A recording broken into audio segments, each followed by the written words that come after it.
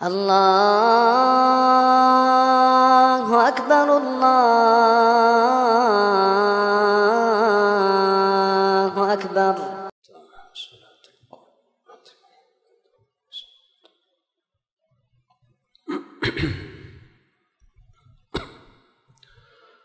إن الحمد لله نحمده ونستعينه ونستغفره ونؤمن به ونتوكل عليه ونعوذ بالله من شرور أنفسنا ومن سيئات أعمالنا.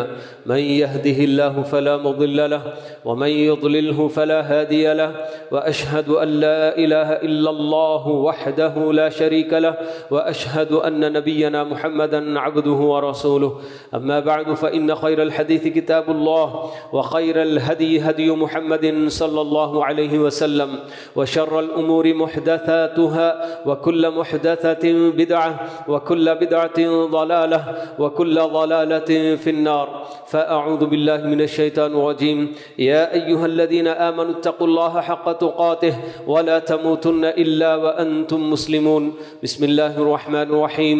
يا أيها الناس اتقوا ربكم الذي خلقكم من نفس واحدة وخلق منها زوجها وبث منهما رجالا كثيرا ونساء، واتقوا الله الذي تساءلون به والأرحام إن الله كان عليكم رقيبا. أعوذ بالله من الشيطان الرجيم. يا أيها الذين آمنوا اتقوا الله وقولوا قولا سديدا يصلح لكم أعمالكم ويغفر لكم ذنوبكم، ومن يطع الله ورسوله فقد فاز فوزا عظيما. وقال عز من قائل: وما خلقت الجن والإنس إلا ليعبدون.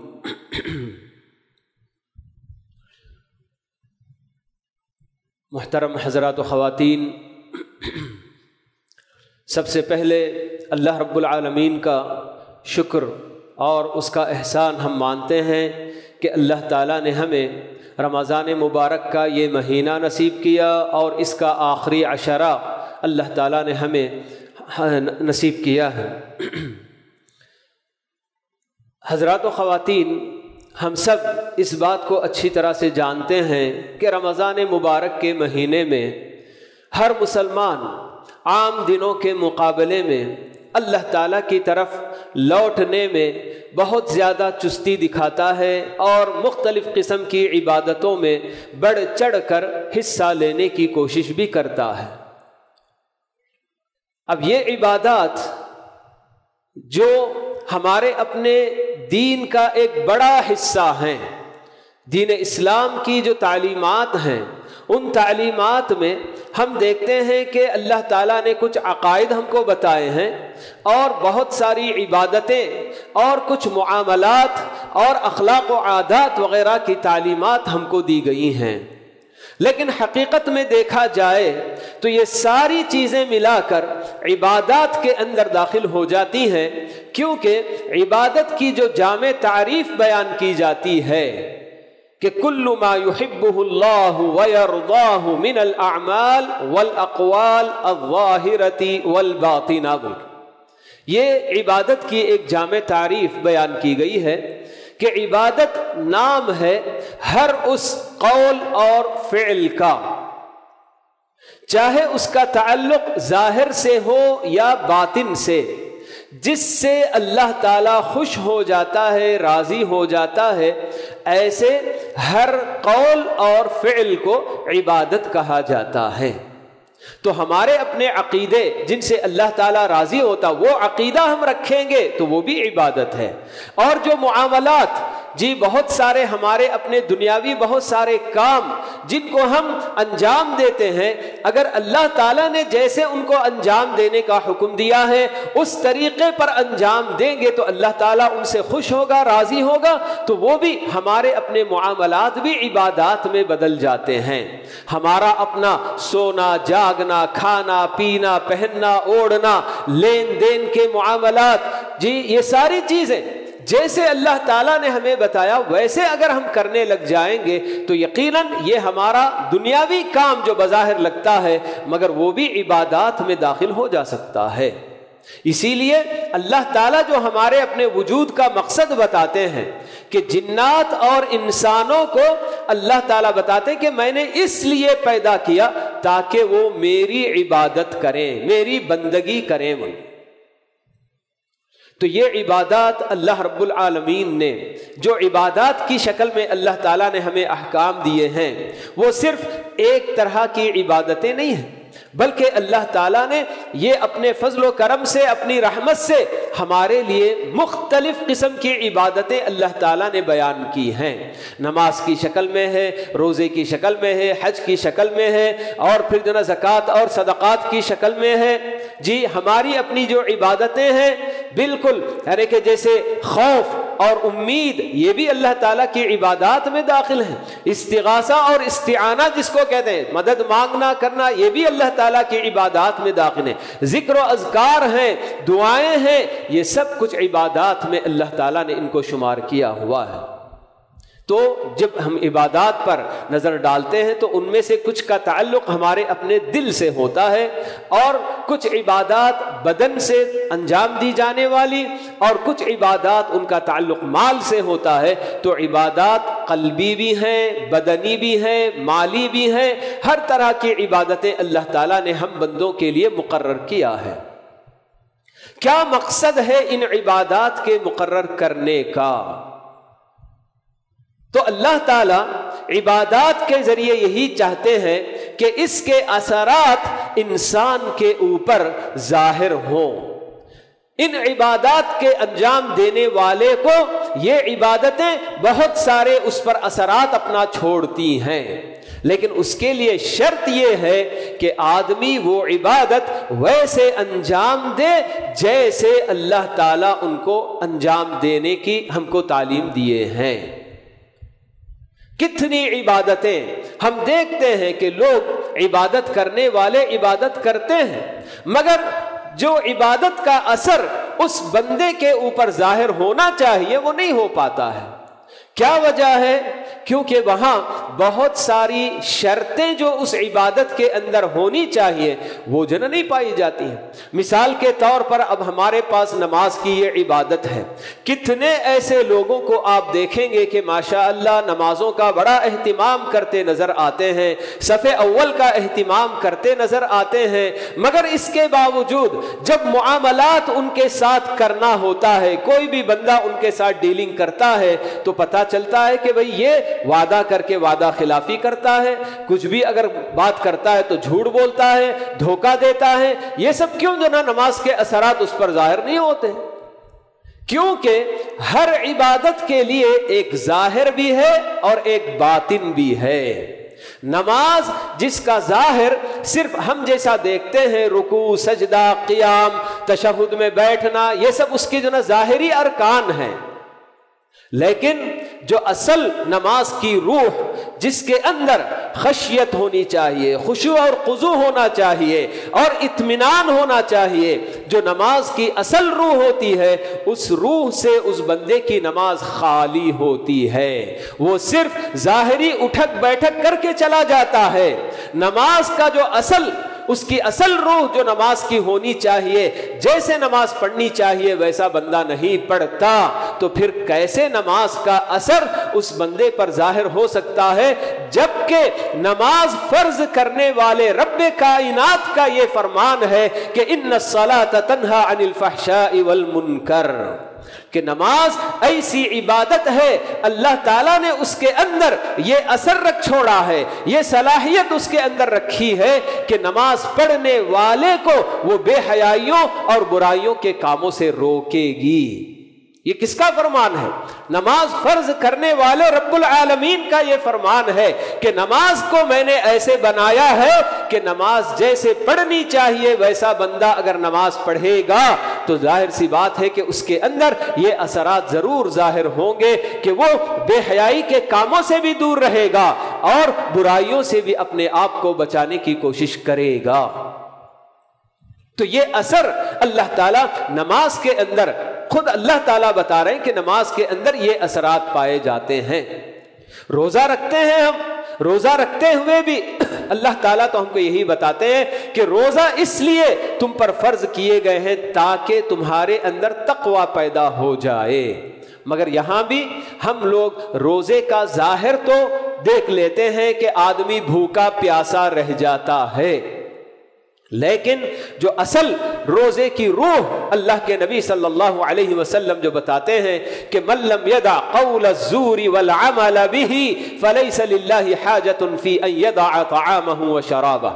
روزہ رکھ کر بھی اگر کوئی بندہ جھوٹ بولنا نہ چھوڑے، جھوٹ کے مطابق عمل کرنا نہ چھوڑے، جہالت برتنا نہ چھوڑے، تو پھر اس کا بھوکا رہنا پیاسا رہنا اللہ کو اس کی کوئی ضرورت نہیں ہے. تو جو اصل روح عبادتوں کی ہوتی ہے اس تک ہماری اپنی پہنچ نہیں ہوتی ہے، ہم اس تک پہنچتے ہی نہیں ہیں. صرف ظاہر سے اوپر سے ہم یہ عبادتیں انجام دینا چاہتے ہیں، جس کی وجہ سے اس طرح کی باتیں ہو جاتی ہیں. دعا کتنی اہم عبادت ہے. دعا کو تو تمام عبادتوں کا نچوڑ اور مغز قرار دیا گیا. الدعاء هو العبادہ. اللہ کے نبی صلی اللہ علیہ وسلم بتاتے ہیں کہ دعا یہی اصل عبادت ہے، کیونکہ اسی دعا کے ذریعے بندہ اپنے آپ کو اپنے رب کا محتاج ہے، میں تیرا محتاج ہوں، یہ جو نہ ثابت کرتا ہے. تو اس دعا کے اندر بھی ہم دیکھتے ہیں دعا بندے کرتے ہیں مگر اثرات دعا کے نہیں ظاہر ہوتے. کسی بھی تکلیف کو دور کرنے کے لیے، ناپسندیدہ کسی چیز سے اپنی جان چھڑانے کے لیے اور اپنی پسندیدہ چیزوں کو حاصل کرنے کے لیے سب سے بہترین چیز دعا ہے.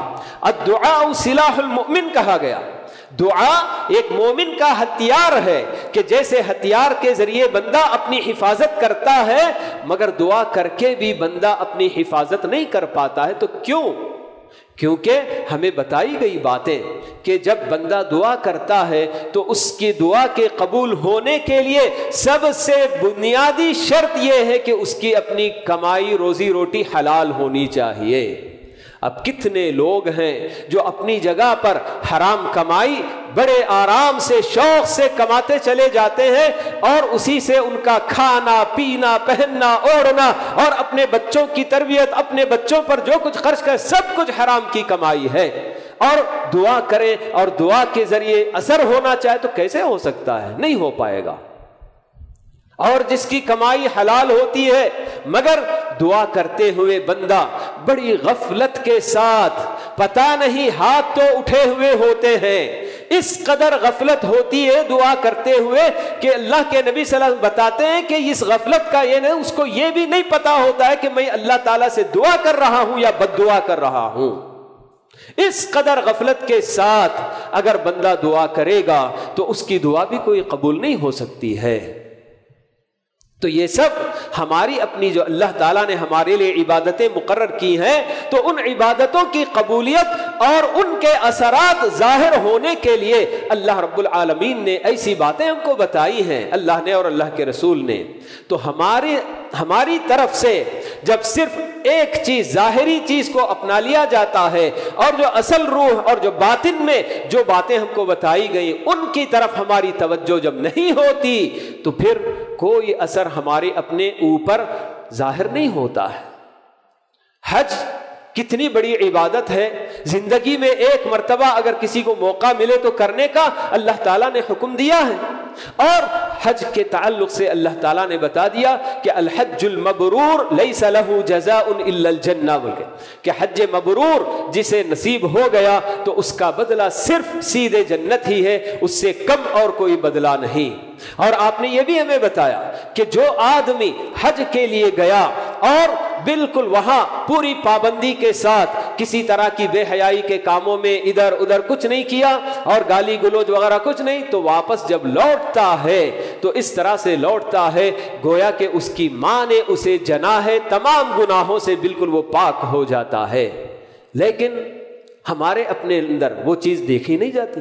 وجہ کیا ہے کہ بندے حج کو جاتے ہیں تو کتنوں کے حقوق دبا کر، جن کے حقوق دینا ہوتا ہے، قرضہ لیا ہوا زمانے سے بندوں کو ٹرخاتے رہتے ہیں، کسی کا 4 لاکھ دینا ہے، کسی کا 5 لاکھ دینا ہے، کسی کا کچھ دینا ہے، لیکن انہیں اس کی فکر نہیں ہوتی ہے کہ میرے اوپر جو ذمہ داری ہے قرضے کی شکل میں اسے ادا کروں، لیکن پوری اپنی ٹیم کو لے کر، پورے گھر والوں کو اور بھی رشتہ داروں کو ساتھ میں لے کر 15 آدمیوں کا قافلہ، 20 آدمیوں کا قافلہ لے کر میں حج کو جا رہا ہوں، عمرہ کرنے کے لیے جا رہا ہوں، تو میری اس عبادت کا کیا اثر ہو سکتا ہے جبکہ میرے اپنے اس مال میں اور لوگوں کا حق جمع دبا ہوا ہے؟ تو ایسے لوگوں کے حقوق دبا کر میں اگر اتنی بڑی عبادت کے لیے بھی چلا گیا تو یہ عبادت میرے اندر کیا اثر ڈال سکتی ہے؟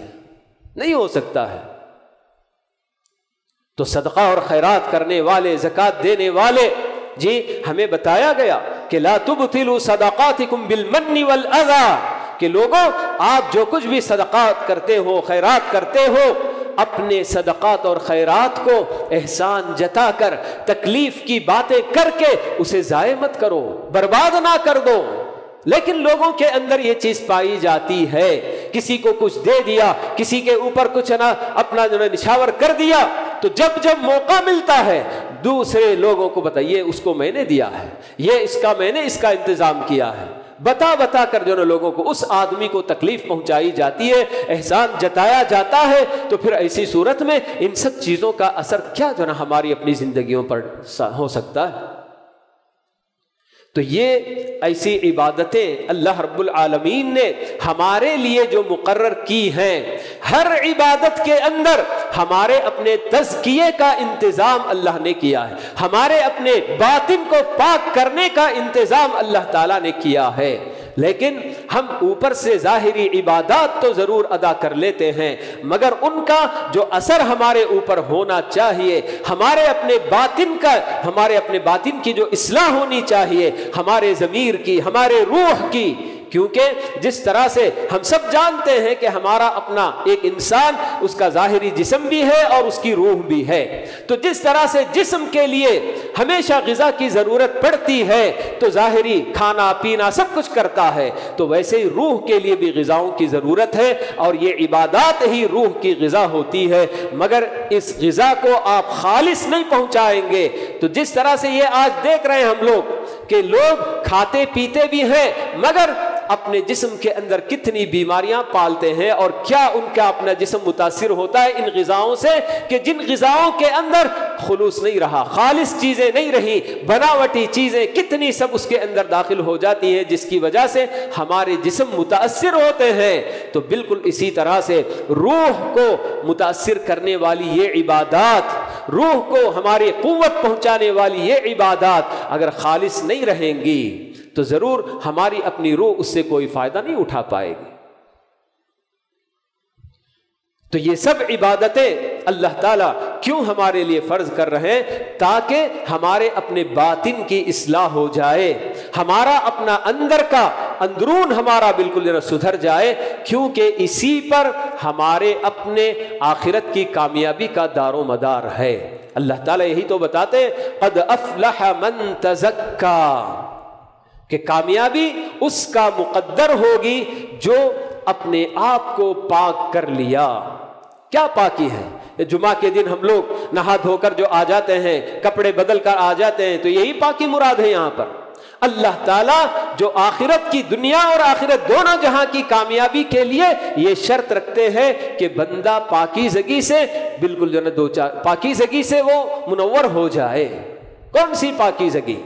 اندرونی پاکیزگی، باطن کی پاکیزگی، کہ یہ سب عبادتیں ایسی ہیں کہ ان کو اگر کما حقہ ادا کیا جائے، صدقہ اور خیرات، زکوٰۃ وغیرہ، آدمی جب خوشی خوشی اللہ کا حکم سمجھ کر بغیر کسی تکلیف کے جب نکالتا ہے تو اللہ تعالیٰ وعدہ کرتے ہیں کہ اس بندے کے اندر مال کی ایسی محبت اور ایسا حرص اس کے اندر ہرگز نہیں پیدا ہوگا جو اسے حلال حرام کی تمیز کے بغیر مال حاصل کرنے پر ابھارے۔ کہ جو آدمی بالکل خوشی خوشی اللہ تعالیٰ کا حکم بجا لاتے ہوئے جتنی زکوٰۃ ہوتی ہے پوری پوری ادا کرتا ہے اور اس سے ہٹ کر مزید اللہ تعالیٰ سے قریب ہونے کے لیے صدقات اور خیرات نفل بھی ادا کرتا ہے، تو کون یہ نہ کہہ سکتا ہے کہ اس بندے کے دل میں مال کی ایسی محبت پیدا ہو سکتی ہے کہ اسے جمع کرنے میں حلال حرام کی وہ تمیز کھو دے؟ نہیں ہو سکتا ہے۔ تو یہ سب اللہ تعالیٰ کی طرف سے ہمارے لیے انتظامات ہیں، ایسی پیاری پیاری عبادتیں اللہ تعالیٰ نے ہمارے لیے مقرر کی ہیں کہ آدمی جب ان عبادتوں کو کما حقہ ادا کرتا ہے تو اس کی لذت ایسی انسان کو حاصل ہوتی ہے کہ پھر وہ صرف رمضان میں نہیں کرے گا عبادتیں، بلکہ صحیح معنوں میں جو عبادت کی لذت چکھ لیا اب وہ یہی چاہے گا کہ زندگی بھر کے لیے میں اس عبادت سے کبھی دور نہ ہو جاؤں۔ تو یہ عبادات کا اثر ہوتا ہے انسان کی زندگی پر، ایک مسلمان کی زندگی پر، کہ وہ عبادت جیسے ادا کرنی چاہیے ویسے ادا کرتا ہے، تو ایسی صورت میں اس عبادت کو وہ مسلسل کرنا چاہے گا، صرف انتظار نہیں کرے گا رمضان کے مہینے کا کہ رمضان کا مہینہ کب آئے تو میں مسجد کا دروازہ دیکھ لوں، روزہ بھی رکھ لوں اور کچھ اللہ کے نام پر دے بھی دوں۔ نہیں، جس آدمی کو ان سب عبادتوں کا اس کا مزہ معلوم ہو گیا، اس کی لذت اس کو جناب اس نے چکھ لیا، تو پھر ایسی صورت میں وہ صرف رمضان نہیں بلکہ ہر مہینہ ایسے ہی گزارے گا جیسے رمضان میں وہ گزارتا ہے۔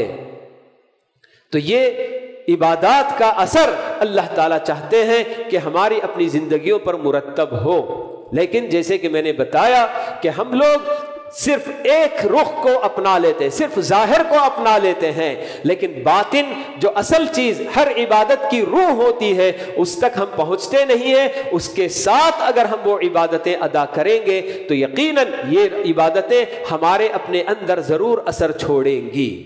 اللہ تعالیٰ کا خوف اور ایک ڈر اتنی عظیم عبادت ہے کہ اللہ کے جتنے بھی بندے جو اللہ کے قریب ہوتے ہیں تو وہ اتنا ہی زیادہ اللہ سے ڈرنے والے ہوتے ہیں۔ جب اللہ تعالیٰ کا ڈر کسی انسان کے دل میں بیٹھ جائے تو اب آپ اندازہ لگائیے کہ وہ کیا کرے گا۔ کیا اپنے آپ پر کبھی ظلم کرنے کی کوشش کرے گا؟ جب بھی اللہ تعالیٰ کے کسی واجب اور فرض کو چھوڑنے کے لیے اس کا نفس اسے دعوت دے گا، اور جو بندہ اللہ سے صحیح معنوں میں ڈرنے والا ہوگا کیا وہ اس میں کوتاہی کر سکتا ہے؟ جب کبھی کسی برائی کی دعوت اس کا نفس اسے دے گا کہ برائی کی طرف چلو، لیکن جو صحیح معنوں میں اللہ تعالیٰ سے ڈرنے والا ہے وہ کبھی ہرگز بھی اس برائی کے قریب جانے کی کوشش بھی نہیں کرے گا، اور اس کے اپنے جتنے اور سارے معاملات، اس کے اپنے بیوی بچوں کے ساتھ کیسے رہنا چاہیے، جی جس کو اللہ تعالیٰ کا ڈر ہو، آخرت میں پوچھ کا اس کو جو ڈر ہو، تو کیا وہ اپنی بیوی پر کبھی ہاتھ اٹھا سکتا ہے؟ اپنی بیوی کو کوئی گالی دے سکتا ہے؟ یا اپنے بچوں پر کوئی ظلم کر سکتا ہے؟ یا ان کے حقوق کبھی دبا سکتا ہے کہ جتنا ان کے خرچ دینا چاہیے اتنا خرچہ نہ دے اور ان کو ایسے ہی جو نا چھوڑ دے؟ ایسے نہیں ہو سکتا ہے۔ نہ اپنے ماں باپ کے ساتھ کوئی بدسلوکی کر سکتا ہے، نہ اپنے کسی لین دین کے معاملے میں کوئی دھوکہ دے سکتا ہے، نہ جھوٹ بول سکتا ہے، نہ امانت میں خیانت کر سکتا ہے، کوئی کام نہیں۔ کیوں؟ اس لیے کہ اس کے اپنے دل میں جو اللہ تعالیٰ کا ڈر بیٹھا ہوا ہے، یہ ڈر ہمیشہ اس کے ہر کام کو صحیح طریقے سے کرنے پر ہی ابھارے گا۔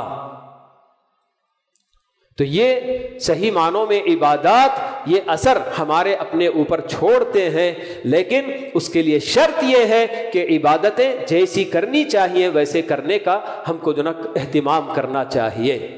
اور جو دو اہم شرطیں بتائی گئی عبادتوں کی قبولیت کی، اللہ تعالیٰ کے پاس اگر ہماری عبادت قبول ہو گئی تو ضرور اس عبادت کا اثر ہم پر پڑ کر رہے گا، لیکن اس کی قبولیت کے لیے کیا شرط ہے کہ ایک تو ہماری اپنی عبادت اللہ کے لیے ہم کریں اخلاص کے ساتھ، اللہ کے علاوہ نام کمانے کے لیے یا کسی اور کو خوش کرنے کے لیے، تنخواہ بڑھانے کے لیے یا کسی اور مقصد سے ہمارا اپنا وہ کام نہیں ہونا چاہیے۔ اور دوسری اہم شرط پیارے نبی صلی اللہ علیہ وسلم کی اتباع اس عبادت کے اندر ہونی چاہیے. ہر عبادت کیسے ہونی چاہیے, کس انداز میں ہونی چاہیے, یہ سب کچھ پیارے نبی علیہ السلام نے اپنے اقوال اور اپنے افعال کے ذریعے, قول کے ذریعے بھی, فعل کے ذریعے بھی کر کے آپ نے پریکٹس کر کے دکھا دیا ہے. تو جب ہم ہر عبادت جیسے اللہ کے نبی صلی اللہ علیہ وسلم نے کرنے کا ہم کو بتایا ویسے کریں گے تو تبھی اس عبادت کا ضرور ہم پر اثر ہو سکتا ہے. تو یہ سب چیزیں ہمیں اچھی طرح سے ذہن نشین کرنا چاہیے, تبھی چل کر جو عبادات کی روح اور ان کا جو اثر ہماری اپنی زندگی پر پڑنا چاہیے ضرور پڑے گا. لیکن ہم اگر صرف ظاہر کو لے لیں گے اور باطن سے ذرا بھی باطن کی طرف ہماری کوئی توجہ نہیں ہوگی کہ عبادات کا کیا تقاضا, باطنی کیا تقاضا ہے, اس کی طرف ہماری توجہ نہیں ہوگی تو پھر ان عبادات کا کوئی اثر ہم پر نہیں پڑ سکتا ہے. تو یہ رمضان مبارک کا مہینہ جس میں ہم نے بہت ساری عبادتوں کی عادت ڈالی ہے, یہی کہنا پڑے گا, کیونکہ ہم لوگ ایسے جو کیا عبادتیں نہیں کر پاتے ہیں. رمضان کے مہینے میں چند عبادتوں کی عادت ہماری اپنی ہوئی ہے, تو بس اب اس کی جو ہم کو فکر کرنی ہے کہ یہ عادت نہ رہے بلکہ یہ جو ہماری فطرت بن جائے اور اس پر ہم مداومت برتیں, ہمیشہ ہمارا اپنا یہ معمول رہے. رمضان کا مہینہ ختم ہوا اور اسی کے ساتھ ہماری ان عبادتوں سے رشتہ بھی ختم, یہ بالکل نہیں ہونا چاہیے.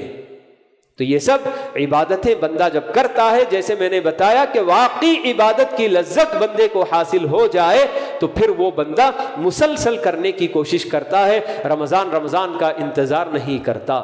تو اللہ تعالیٰ سے دعا ہے کہ اللہ رب العالمین ہماری اپنی عبادتوں میں جو کمی اور جو نقص رہ جاتی ہے اللہ تعالیٰ اسے اپنے فضل و کرم سے پورا کرنے کی اللہ تعالیٰ ہم سب کو توفیق نصیب فرمائے, اور عبادات کا جو اثر ہماری اپنی زندگیوں پر پڑنا چاہیے, ہماری اپنی انفرادی زندگی, اجتماعی زندگی اور جو ہماری ازدواجی زندگی, اقتصادی زندگی, ہر زندگی میں آدمی اکیلا بھی رہتا ہے, لوگوں سے مل جل کر بھی رہتا ہے اور اپنی میریٹل لائف بھی گزارتا ہے, اور اسی طرح سے لین دین کے معاملات, ساری چیزیں. تو ہر زندگی کے جتنے شعبے ہیں عبادات کے ذریعے اللہ رب العالمین ہماری اپنی زندگی کے ہر شعبے پر ان کا اثر ڈالے, اور ہم سب کو اپنی عبادتوں سے دنیا میں اور آخرت میں اللہ تعالیٰ نفع پہنچائے, اور اسے ہمارے اپنے میزان حسنات میں اللہ رب العالمین شمار فرمائے. آمین. اقول قولی هذا واستغفر اللہ لی ولکم ولسائر المسلمین من کل ذنب فاستغفروه انه هو الغفور الرحیم.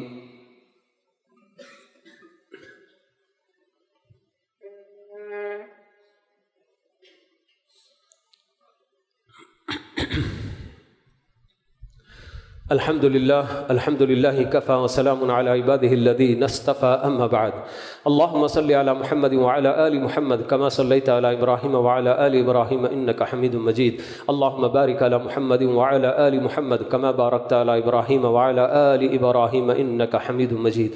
وارض اللهم عن الخلفاء الراشدين الأئمة المهديين أبي بكر وعمر وعثمان وعلي وعن سائر أصحاب نبيك أجمعين والتابعين لهم بإحسان إلى يوم الدين, وعنا معهم بمنك وكرمك وإحسانك يا أكرم الأكرمين. اللهم ربنا تقبل صيامنا وقيامنا, اللهم اكتبنا ممن قبلت صيامه وقيامه في هذا الشهر المبارك. اللهم في هذا الشهر المبارك وفي هذا العشر الأخير لا تدع لنا ذنبا إلا غفرته, ولا كربا إلا نفسته, ولا هما إلا فرجته, ولا عيبا إلا سترته, ولا ميتا إلا رحمته, ولا مريضا إلا شفيته, ولا مبتلا إلا عافيته, ولا ولدا إلا أصلحته, ولا دينا إلا قضيته, ولا حاجة من حوائج الدنيا والآخرة هي لك رضا ولنا فيها صلاح إلا أعنتنا على قضائها ويسرتها لنا يا رب العالمين. اللهم إنا نسألك موجبات رحمتك وعزائم مغفرتك والسلامة من كل إثم والغنيمة من كل بر والفوز بالجنة والنجاة من النار. اللهم اكتبنا اكتبنا في هذا الشهر المبارك من عتقائك من النار. اللهم اعتق رقابنا ورقاب آبائنا وأمهاتنا من النار. اللهم اعتق رقابنا ورقاب آبائنا وأمهاتنا في هذا الشهر المبارك من النار برحمتك يا أرحم الراحمين. اللهم إنا نسألك رضوانك والجنة وما قرب إليها من قول وعمل، ونعوذ بك اللهم من سخطك والنار وما قرب إليها من قول وعمل. اللهم إنا نسألك من الخير كله عاجله وآجله ما علمنا منه وما لم نعلم، ونعوذ بك اللهم من الشر كله عاجله وآجله ما علمنا منه وما لم نعلم. اللهم آت أنفسنا تقواها وزكها أنت خير من زكاها، أنت وليها ومولاها. اللهم حبب إلينا الإيمان وزينه في قلوبنا، وكره إلينا الكفر والفسوق والعصيان، واجعلنا من الراشدين. سبحان ربك رب العزة عما يصفون، وسلام على المرسلين، والحمد لله رب العالمين.